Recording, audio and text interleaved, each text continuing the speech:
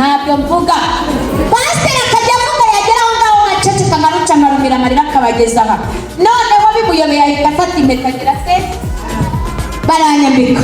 Tugiye muri resebusiyo naho Imana iba yahaduhereye amakuru irambwira ngo ukijya gukorera serivisi sobukwe na nyoko bukwe naho barahagutegeye kugira ngo ubwenge bwawe bwihinduke. Imana iba yampaye amakuru tugiye kwerekana uburyo tuzakira ababyeyi, uburyo tuzakira umuryango, uburyo umugabo wanjye azacira umuryango wanjye, ubwo umugabo wanjye arakira mama nubaye papa nanjye nakire data bukwe na mabukwe. Yewe nagiye ku byo kurya naruye nishirira ibyo kurya nishirira pasiteri n'umugore we mabukwe na data bukwe aho bicaye ndabareka. Ndangije ndagenda nisubirira mu ntebe ndicara. Umugabo wanjye arambaza ngo kubera iki ibyo kurya ubihaye pasiteri na madamu we? ndamubwira nitegereje mbona nibo bazambera data bukwe mwiza na mabukwe mwiza. Ndiyicarira umukobwa w'abandi none ngije sindigirana. Ndavuga ngo noneho hasigaye gukoraho Uwiteka, nzapfa nzakira nibyo nemeye urwaje. Turagiye rero ibya bindi bakorera abageni. Tugeze mu rugo, igihe tukigera mu rugo twinjiye mu nzu tugeze mu nzu umuntu wambariye umugabo aba ni umunyamwuka, umusore wambariye sheri wanjye aba ni umunyamwuka, umusore w'umunyamwuka, umukobwa wanyambariye aba ni umunyamwuka. Igihe twinjiye tugeze muri salo umwuka w'Imana wazamuye uwambariye sheri wanjye aragenda arambura ukuguru, arambuye ukuguru mu cyumba cy'uburiri. Ubwo ni mu cyumba cyanjye tugiye kwinjiramo, yakubise urugi umugeri, akugi kaba kagize gute, kaba karaturitse, birifungura, amakara arifungura. Yifunguye yahise yinjiramo, twebwe atubuza kwinjira. Yinjiyemo ahita ajya mu cyumba cy'uburiri muri matera. Agize ngo arasesekamo ukuboko, yazanyemo igiti cy'umutagara kibisi basashe munsi ya matera. Akigikuramo marene wanjye na porotokole n'abandi bagiye kunshingira babona byahindutse. Ubwo bagiyemo inzu barayicukura, mu cyumba baragenda baracukura bakuramo ibiti n'agati. Bashyizemo ko ari bizandinda kugira ngo nzakunde mbyarire umuryango. Numvise icyo bari babizaniye ari ukugira ngo mbyarire umuryango. Hanyuma bya biti nanjye urumva umugeni yageze mu rugo nta n'umwitayeho ngo amwambure. Umuntu wese arakiza amagara ye. Hanyuma ababyeyi badushingiye baravuga bati rero mbere y'uko dutwikurura umwana reka tube tugiye kwa sebukwe kubyina uruguja, babe bagiye mu byabo turaza kugaruka babirangije. Nahise ngenda nivaniramo amakanzu n'amavara, we nta miteto y'abageni nigeze nivaniramo amavara mbikuriramo ndambara nk'ubwo. Noneho ndavuga nta handi nk'Imana igiye kunshingira umuyenzi wo kugira ngo nkomere. Ndagenda ndabafasha ibiti tubikuramo turabicukura.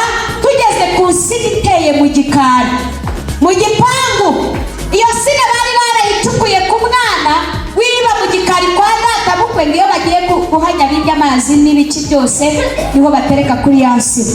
Twarayicukuye insina tuyivanamo, yari nshyashya barimo bayimenaho amazi igira ngo izatangire ifate. Twayikuyemo uruhu rw'imbwa. Ibintu byose turabifata turatwika. Tumaze kubitwika umugabo wanjye nawe yihagarariye mu makositimu n'indasi ukimwitaye, yahegetse akaguru ku kandi arimo arareba ibyo dukora, arimo arabyina n'umuziki atazi atanumva. We yari ameze muri aya gusa.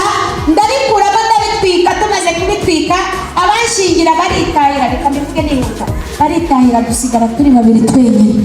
Umva ijambo yanyakirije bwa mbere tugeze mu cyumba. Yarambwiye ngo ibintu byose uzi byavuyemo hano byagiye, ibintu byose uzi ko wafatanyije na bene wanyu gutwika uzajya kubizana utazi naho uri bubikore. Ninde ndimubimbaze nahise ndikemura ubwo nakiriye igisabo rero ku munsi wa gatatu. Umunsi wa gatatu nakiriye igisabo. Hanyuma maze kwakira igisabo cyaje mu gitondo kiza amaboko yifubitse mu gitondo arakomanga, naramubonaga nkahita numva ndahabutse. Iyo nabonaga Jeannette akariruka mu mutima wanjye ugahita ujya mu kirere nkumva ndahahamutse. Nagiye nkuraho irido, umuntu arimo akomanga mbona ni maboko, umutima uhita wikanga asubirayo. Noneho mpita ngenda njya mu gikari kugira ngo umugabo wanjye ataza no kubona ko ari mama we narebye nkamwihorera ataza kumbwira nabi. Hanyuma arangije aragenda aramukingurira, amukinguriye yaraje arinjira, amaferi ya mbere yahise ayafungira muri cya cyumba cyanjye n'umugabo wanjye aragenda, ariko yaje yifubitse mbona yitwikiriye nyine ngira ngo ni nk'ibyo azaniye abana. Arangije arampamagara, abwira umugabo, arampamagara ngo ninze bambwire ndinjira. Maze kwinjira ninjiye nk'umuntu wahahamutse nyine ntanareba neza, nicara ku gitanda. Maze kwicara ku gitanda nitegereje mbona cya gisabo bagiteretse hepfo y'uburiri.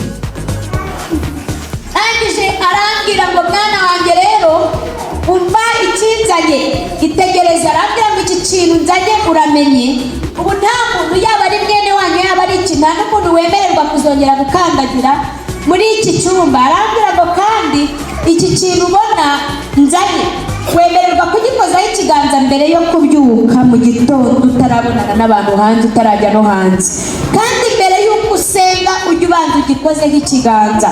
Hanyuma nimugoroba bugorobye uzi ko ugiye kuryamana utari bwongere kubonana n'abantu bo hanze bo hirya, uzi neza ko wageze mu rugo ujye ugikozaho ikiganza ubone gusenga.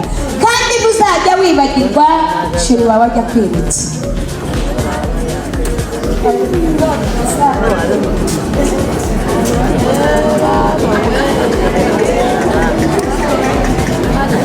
Hanyuma naramubwiye nta kibazo murakoze. Aragenda, mabukwe aragenda yigira mu mirimo ye, isigarana n'umugabo. Ubwo ndi mu masuku, ndi gukora amasuku, ariko tukaba twari dufite abashyitsi turimo twitegura. Umugabo ajya koga muri dushe, aramubwira koga, numva biranze, ndamuganira reka mbanze ntegure ugiye woge nyine ndajijisha. Kumvira kugira ngo njye mu cyumba nitegereze rwa ruhu neza. Naragiye ndakingura, nitegereje nkumva umutima urange ngo genda ugiterure ukimene. Ndati noneho nkagenda nkareba umugabo nkamujijisha, se sheri warangije koga? Oya ndacyoga. Noneho ninjira ubwa mbere ndagenda giteruye ngize ngo ndagiterura ngeze imeneraho umugabo atareba ave muri dushe asanga ntakimennye kirananira. Kinaniye nsubirayo, ndagenda ndongera njya mu gikari nihamagaza sheri, se sheri kutari kugira vuba, kutari koga vuba? Arambwira ati humura ndi koga. Ndagenda noneho ninjirana imbaraga zidasanzwe, ndagenda ndagiterura, cyari kiremeye nko guterura ijerekani ya 30.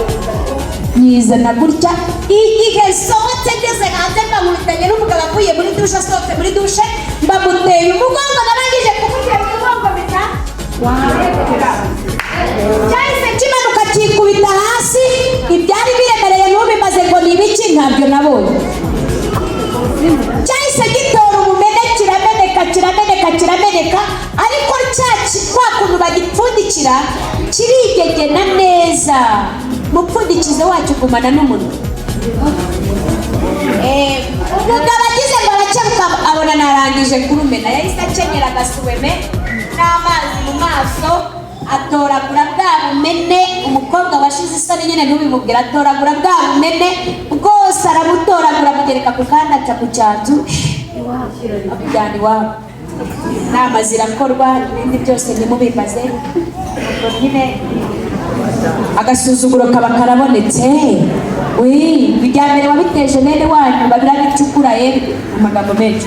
Reka ngere ku ntego, mba ntangiye kurwara yandwara, amaboko arituna.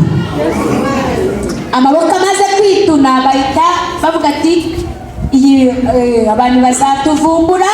Abantu nibatuvumbura turagowe, bahita bajya ku muhanda kuko nararwaye mpita njya mu nzu ndaryama. Hanyuma urumva n'iminsi ndi kugenda mara, Imana igirira neza mpita nanasama ko nari umunyamugisha. Se mba nitwa igiki? Ndashima Imana yampaye izina. Haleluya. Ngubwo bahita bakinga ku muhanda, no kuri porotaye barakinga, no kwa data bukwe kuri saro barakinga, bashyiraho ingufuri kugira ngo abantu bajya baza kuwusura. Hanyuma abantu baza gusura mu bageni bakababwira ngo simari, telefone yanjye n'amasimukadi umugabo yabijugunye muri tuwarete kugira ngo ntazabivuga.